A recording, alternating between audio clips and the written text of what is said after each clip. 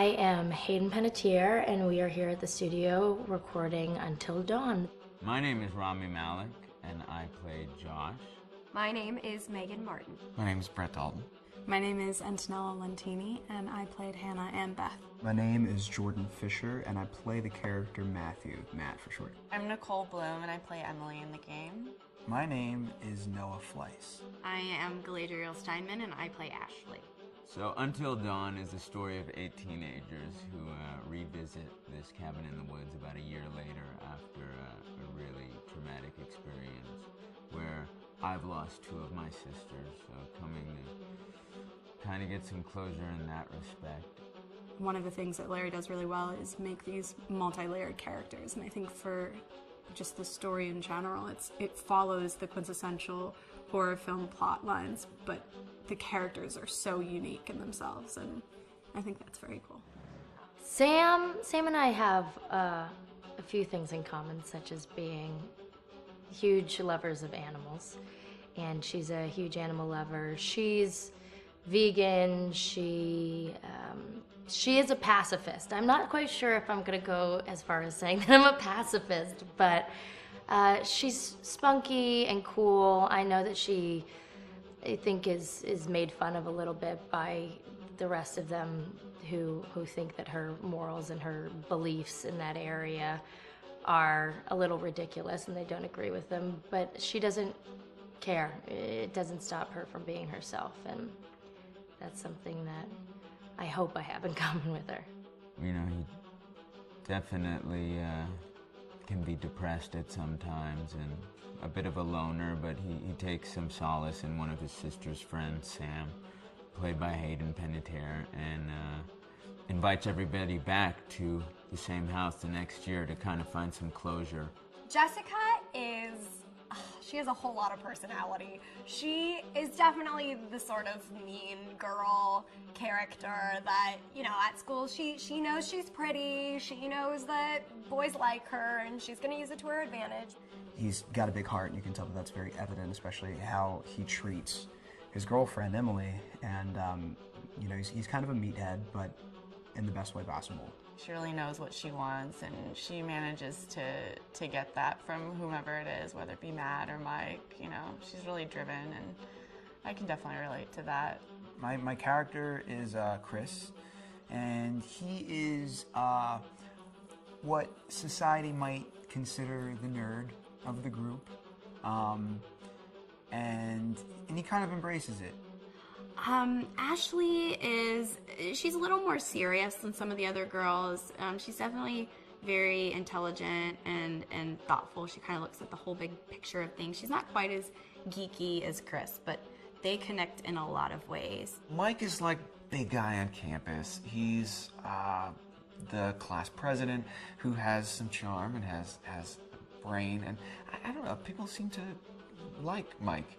He gets away with a lot, though. He can be kind of jerky. The fact that he really just kind of wants everyone to be happy. I mean, he's a people pleaser, and I can definitely attest to being, you know, that guy. I'm always the friend that wants everybody to be happy and wants everybody to be taken care of, and that's definitely Matt. But also, like, this character is just so fun. I rarely get to play the bitch, and so it was really fun to do that.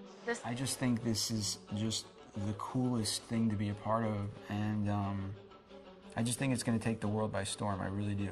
I think this genre is the wave of the future, and I think that once people see the potential behind it, of getting to interact with the drama that you're witnessing unfold in such a realistic way, that this is how entertainment's going to be from now on.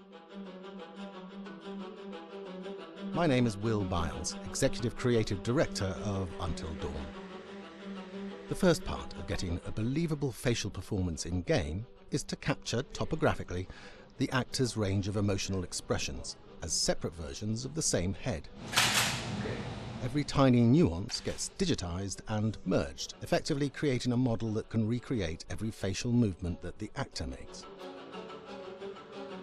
Once the topography has been recorded, The actor's performance itself can be captured by using a predetermined set of marker points, drawn precisely on the face, and a high-def helmet cam, wirelessly linked to capture devices. The camera is the small box where it looks like the microphone should be. Outro Sam.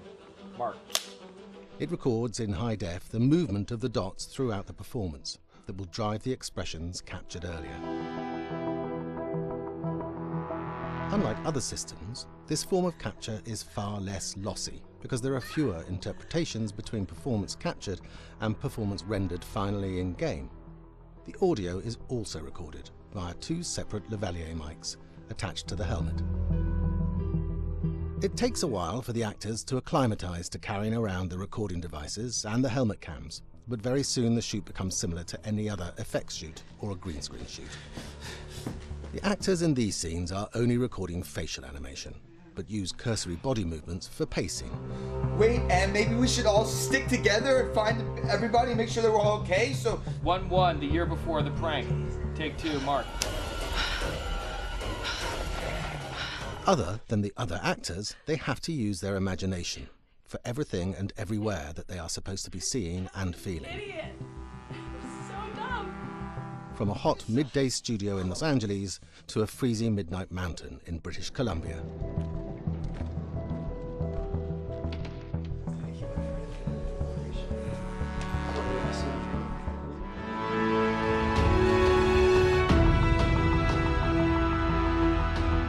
Because Until Dawn has a dynamic, ever-changing story, the facial performances and the body performances are recorded separately with different systems.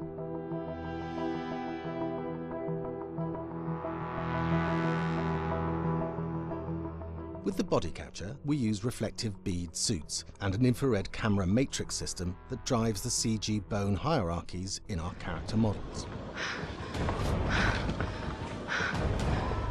These performances cover everything from character locomotion, scene-specific performances and stunt work, most of which was recorded at studios in Pinewood and Shepperton, near London. Anna! Hello?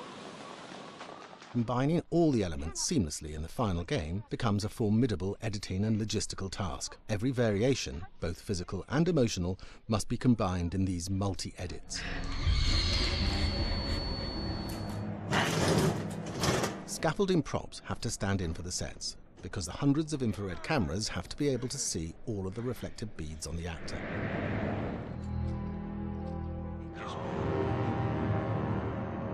Hi, this is Lee Robinson, production designer at Supermassive Games.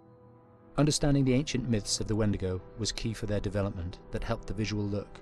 Through sketches and concepts, these elements were visualized, such as eyes being milky, almost dead, with loss of lips and eyelids due to frostbite, fangs growing and arms and legs getting longer, with skin hardening and thickening to look snarling and menacing, yet withered and lean.